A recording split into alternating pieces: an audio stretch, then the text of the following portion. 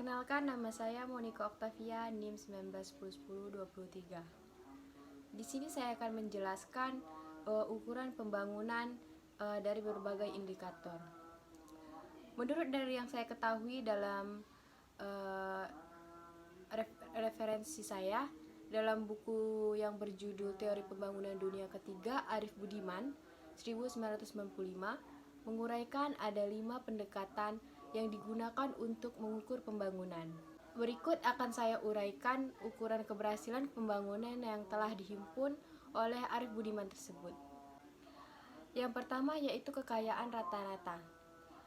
Menurut pendekatan ini, sebuah masyarakat dikatakan berhasil membangun bila pertumbuhan ekonomi di dalam masyarakat tersebut cukup tinggi. Cara mengukurnya adalah diukur dari Gross National Production atau GNP dan Gross Domestic Product atau GDP yang dibagi dengan jumlah penduduk.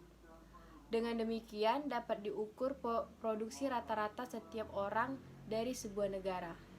Cara lain adalah dengan menggunakan indeks Gini.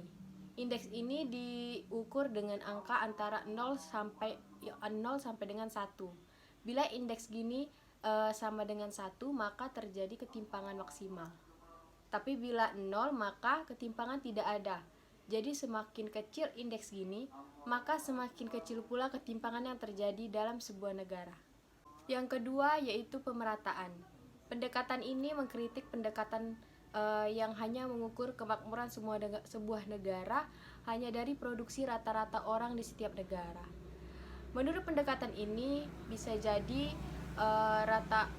kekayaan rata-rata tersebut hanya dinikmati oleh sebagian kecil orang dan sebagian besar orang yang lain yang tidak mendapat akses terhadap pertumbuhan ekonomi, tetap hidup dalam kemiskinan. Oleh karena itu, pendekatan ini menekankan pada pentingnya pemerataan terhadap hasil-hasil dari pertumbuhan ekonomi. Cara yang dilakukan dalam pendekatan ini adalah dengan melihat berapa persen dari GNP diraih oleh 40% penduduk miskin dan beberapa persen dari 40% dinikmati penduduk menengah serta beberapa persen dari 20% dinikmati penduduk kaya. Kalau terjadi ketimpangan yang luar biasa, maka pemerataan dalam negara tersebut dianggap tidak tercapai. Yang ketiga yaitu kualitas hidup.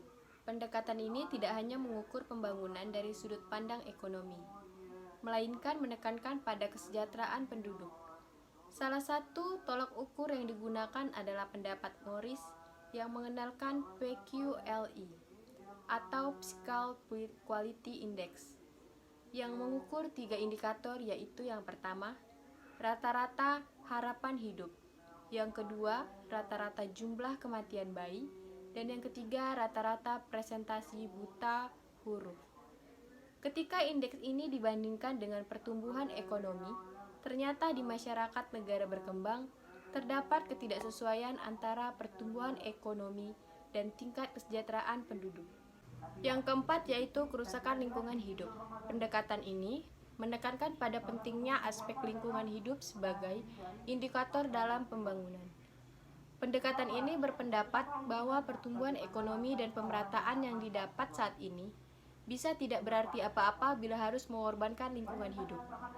Bagi pendekatan ini, kerusakan lingkungan hidup agar tidak berdampak buruk terhadap masyarakat tersebut di masa depan. Sebab bila kemampuan lingkungan menurun untuk memenuhi kebutuhan manusia menurun, maka hal tersebut akan memiskinkan masyarakat tersebut di masa depan. Oleh karena itu, pendekatan ini memasukkan kemampuan untuk melakukan pelestarian terhadap lingkungan hidup sebagai faktor penting yang menentukan keberhasilan pembangunan. Padahal yang paling mengerti tentang kebutuhan masyarakat sendiri tentunya hanya diri mereka sendiri. Posisi orang luar hanya dapat memperkirakan apa yang dibutuhkan masyarakat. Ditambah lagi kebutuhan masing-masing masyarakat tidak bisa disamakan, sebab kondisi masyarakat tidak seragam. Oleh karena itu, cara mengukur indikator keberhasilan pembangunan perlu ditambah dengan menjadi masyarakat sebagai subjek dari pembangunan. Kondisi dapat dilakukan dengan memberikan ruang pada masyarakat untuk mereka sendiri. Bila pembangunan diperuntukkan bagi masyarakat, maka rakyat harus dianggap mampu merumuskan kebutuhannya sendiri. Yang kelima yaitu keadilan sosial dan kesinambungan. Pendekatan ini menggabungkan dua pendekatan yang sebelumnya sudah melakukan kritik terhadap pertumbuhan ekonomi sebagai orientasi utama, yaitu pendekatan pemerataan dari lingkungan hidup. Dalam pendekatan ini, keberhasilan pembangunan dapat diukur dari sejauh mana pemerataan dapat terwujud, sekaligus lingkungan hidup tetap lestari. Menurut pendapat saya, kelima ukuran pembangunan tersebut bila sudut pandang Menurut saya, kelima ukuran pembangunan tersebut bias sudut pandang orang luar dalam memandang sebuah indikator kehidupan yang lebih baik dalam sebuah masyarakat. Para teoretikus hanya mengukur dari sudut pandang mereka, tapi tidak memperhitungkan ukuran hidup yang lebih baik menurut indikator masyarakat sendiri. Pandangan seperti ini hanya menempatkan masyarakat sebagai objek dari pembangunan.